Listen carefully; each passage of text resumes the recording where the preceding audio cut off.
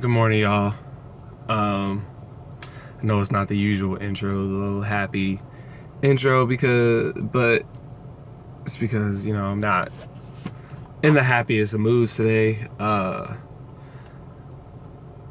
always try to keep it 100% honest with y'all, and, I didn't do that on one occasion. For the most part, everything that y'all see is the truth. It ain't fake with me and my family. It's not, done up for entertainment or anything like that. No, that's like just really how we are. So back in March 5th was a Saturday. Around 8 a.m. March 5th, I got a phone call from my brother who was in vacation. On vacation in Vegas. And he called me and basically told me, he was like, look, man, I was like, what? Because I was still asleep. I was grumpy. I'm very grumpy in the morning. I'm not really a morning person. And he was like, I need you to wake up because I need you to understand everything I'm about to tell you right now. And I'm just like, Fred, what do you want? What? And he just basically was like, I got a phone call this morning from mom's nursing home, and they told me that she passed away last night. I screamed. Didn't really cry. I cried a little bit, but I didn't really cry too much, but I was just like in shock. I couldn't get a hold of my other brother because they were sleeping, because they have kids, so they put their phones on silent. And it was just the worst thing I could have heard, could have expected. I mean, I thought it was just gonna be a normal day, go to the gym with the wife, hang out. But in March, if you remember, well, no, it may have been in April, because we came back in April. I posted videos saying called Going Back to Cali. Part 1, 2, and 3. Those videos were, we said that we were on vacation, but it was really me and the wife going to LA for my mom's funeral. I didn't want to shoot the funeral, so I just kind of, and I was still obviously still upset, so I just kind of made it look like it was a vacation. And I wasn't 100% honest with y'all, and I knew that y'all would have been supportive, and I should have just, kind of said what we were going out there for, but I didn't. And it was rough. I mean, the whole time out there, I tried to, when we weren't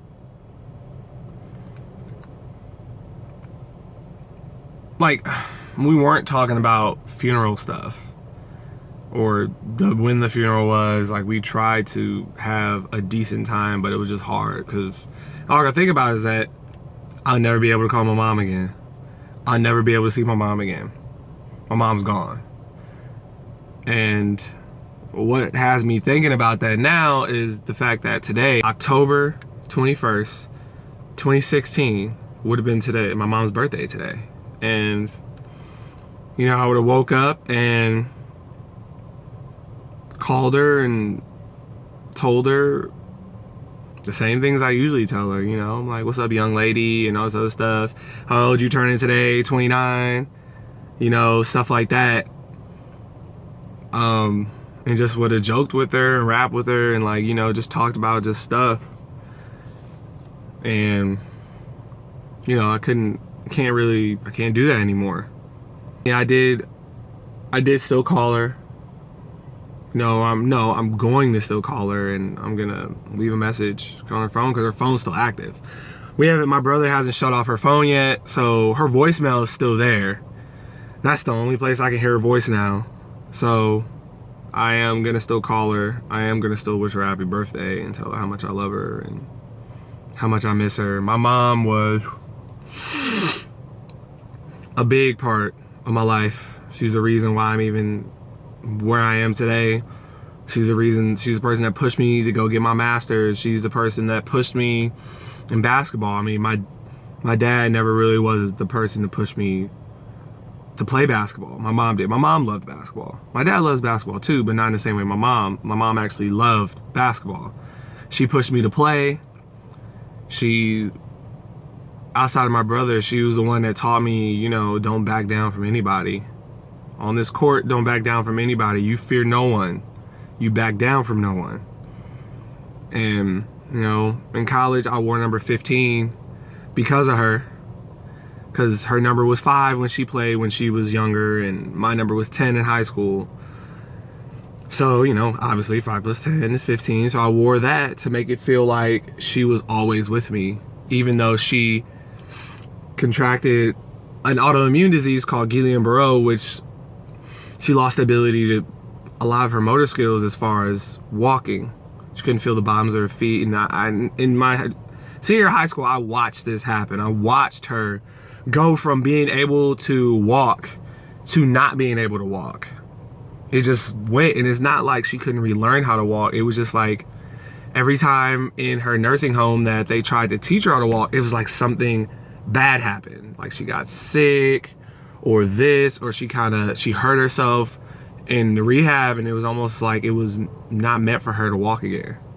But she never let it bring her down. My mom was writing books from her nursing home bed. She did more in that nursing home bed that I did outside of a bed. Like being able to walk, being able to drive around, being able to move around, being able to go places. My mom was a fighter. Not only with the Guillain-Barré, but she also had colon cancer. And it may seem like, damn, you making up all this shit. No, real talk. My senior year, my mom got a blood clot in her brain. My mom got Guillain-Barré. She also had they found out she had colon cancer, which she beat. And she was cancer. She only had to go through chemo once. She beat it, didn't come back. But I mean, I never thought that, you know, it never crossed my mind that, oh, my mom, you know, I could wake up and I'm gonna get a phone call and my mom's gonna, I never thought about that. I always thought that to us, her being there was normal now.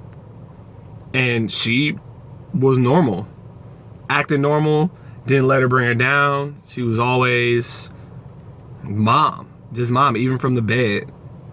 And I know it killed her because, like I said, she did get sick in my senior year of high school.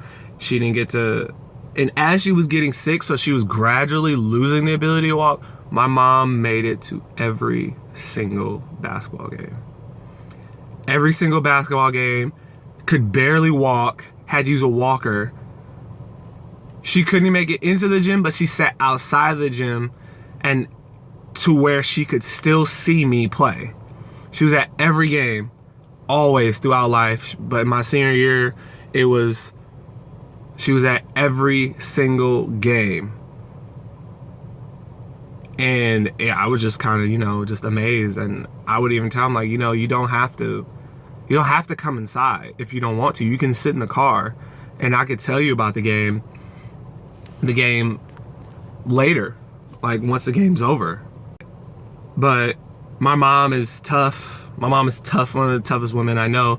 She was like, no, I'm gonna come inside and I'm going to watch you play, like I always have. And you know, she came inside.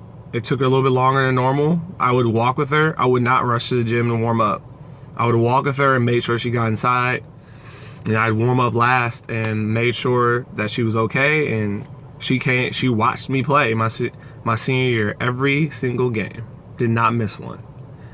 And, you know, to do that, watching her do that, I kind of took that with me when I got to college and played, and I didn't let anything stop me. I had a lot of injuries in college. I played through them. It was like when I put that jersey on with my and her number combined, it was like all the pain I felt through those injuries, like they just went away. They didn't matter anymore. The only thing that mattered was playing and trying to win. I would feel it after, but during the games, I would not feel anything. Nothing hindered me. I felt no pain. I would get hit. I would hit the ground hard. I would pop back up. It was like nothing. I'm not saying I'm invincible, and you know, maybe I'm not over exaggerating. This is for real. Like when I put that jersey on, I felt like literally she was with me and shielding me from injury, from feeling my injuries and all this stuff. It's just, I don't know, God really kept her here for a reason. 4 years of basketball, I know it killed her not to be able to see me play. I know it killed her to not be at my graduation. I know it killed her to not be able to see me off the prom. I know it killed her to not see me graduate, walk across state. But my brother did come. She didn't get to see me in person, but my brother FaceTimed her as I was walking across the stage so that she could see me graduate. And literally the feed cut out as I was crossing the stage. But she got to see me cross the stage, get my diploma, and then like the reception in there was terrible. So it cut out. My brother had terrible reception, but she got to see me for that 10 seconds. Walk up to the stage, get my diploma, shake their hand, walk to the end, and then it cut out. She didn't get to see me get married to my beautiful wife. My brother had to make a video of that too because she wasn't really allowed to travel with her illness. I know it hurt her to not be able to be there for everything, but I do know that she is proud of me, was proud of me, and still is proud of me. And everything I do now is to make her proud. The man I am, the man she raised me to be, the father, the husband I am, is to make her proud. And I'm just happy that I'm sad that she's gone, but I'm happy that she doesn't have to suffer anymore. Because my mom was laid up in that bed for 10 years. Almost 10 years and not getting to experience the world. She's not in pain anymore. And she gets to watch over me from heaven. I mean, selfishly, I'd want her to be here, but I know that she is in a better place now, no longer suffering. So, I don't know, I just wanted to keep it real with y'all, rap with y'all for a minute, and just let y'all know that I'm not over here faking stuff, that I'm being 100% authentic. And I just kind of just wanted to tell y'all something from the heart on today, my mom's birthday, and a day that it's gonna be kind of rough for me to get through. I haven't even gone inside my building. Aside from shooting this, I don't know, I'd rather be at home. She's all I can think about right now, to be honest. So I hope y'all enjoy the rest of y'all day. It is Friday, for some of y'all payday Friday. But be kind to each other. Call your moms. Tell them you love them. Don't forget to tell them you love them. Because, you know, I mean, time is a terrible thing to waste. And, you know, time can be taken away from us in an instant. So no one ever knows when God's going to call them home. But, you know, I love y'all. I appreciate y'all. And be on the lookout for the next video.